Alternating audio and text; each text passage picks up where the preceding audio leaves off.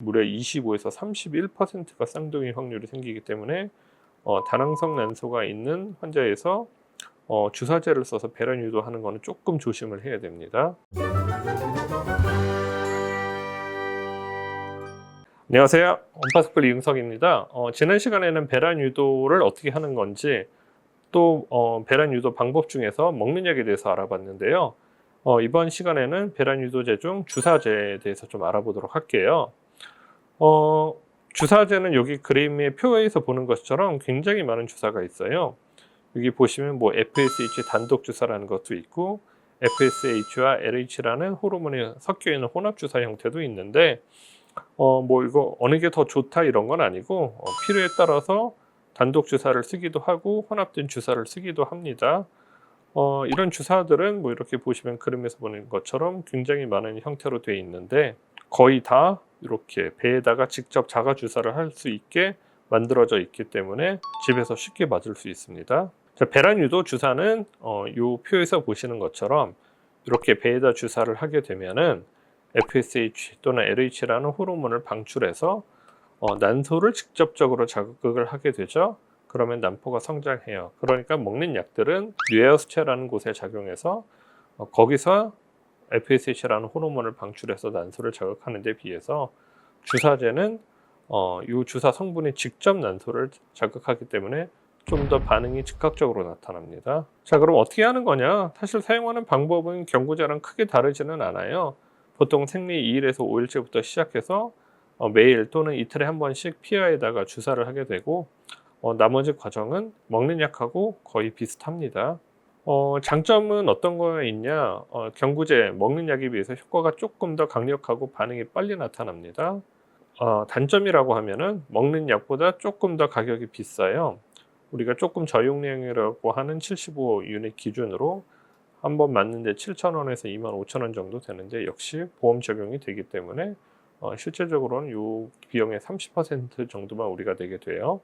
그리고 피하 주사긴 하지만 뭐 찌르니까 약간의 통증이 있고 주사 용량에 따라서 너무 많이 난포가 자랄 수 있어서 쌍둥이나 뭐 새쌍둥이 이런 확률이 좀 더 증가할 수 있어요. 자, 지금까지 우리가 세 가지 약제 클로미펜, 레트로졸 이렇게 두 가지 먹는 약과 배란 유도 주사에 대해서 알아봤는데요. 가격은 뭐 클로미펜이 가장 싸고 레트로졸이 한 중간 정도, 배란 유도 주사가 가장 비싼 편인데 셋 다 보험 적용이 되기 때문에 아주 큰 부담은 없습니다. 복용 방법은 클로미펜과 레트로졸은 다 똑같고요.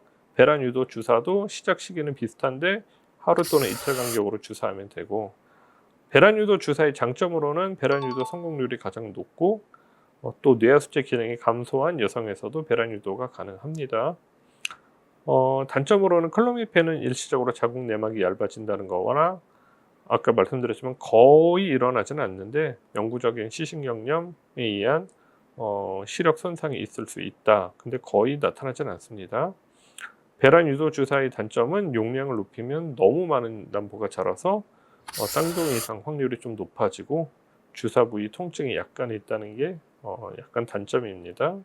자, 그러면은 우리가 이제 이렇게 배란 유도의 세 가지 방법에 대해서 알아봤는데 클로미펜, 레트로졸, 주사제 이런 약제를 사용해서 배란 유도를 실제로 하게 되면 임신 성공률과 결과가 어떻게 되냐? 자, 클로미펜을 보시면 배란 요 약을 썼을 때 우리가 배란에 성공할 확률이 한 70에서 80%, 레트로졸이 76에서 93%, 주사제가 80에서 95% 정도로 주사제가 가장 높고요.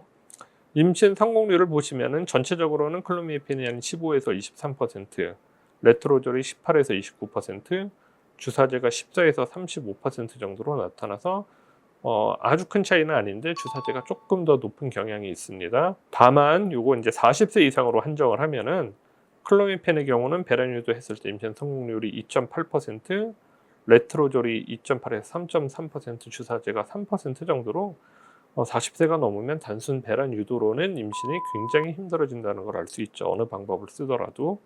그리고 마지막으로 이렇게 임신이 됐을 때 쌍둥이 확률이 얼마나 되냐? 클로미펜의 경우 5에서 12%, 레트로졸이 1에서 5%로 가장 낮고요. 주사제가 8에서 30%로 가장 높은데 특히 다낭성 난소가 있는 환자는 무려 25에서 31%가 쌍둥이 확률이 생기기 때문에 다낭성 난소가 있는 환자에서 주사제를 써서 배란 유도하는 거는 조금 조심을 해야 됩니다. 자, 지금까지 우리가 배란 유도가 뭔지, 그리고 어떻게 하는지, 왜 해야 되는지, 그리고 쓰는 약제가 어떤 것들이 있는지, 배란 유도를 하면은 또 임신 성공률과 성적이 어떻게 되는지에 대해서 자세히 좀 알아봤습니다. 다음 시간에 또 다른 주제로 찾아뵙도록 하고요. 이상 언바스쿨 이응석이었습니다.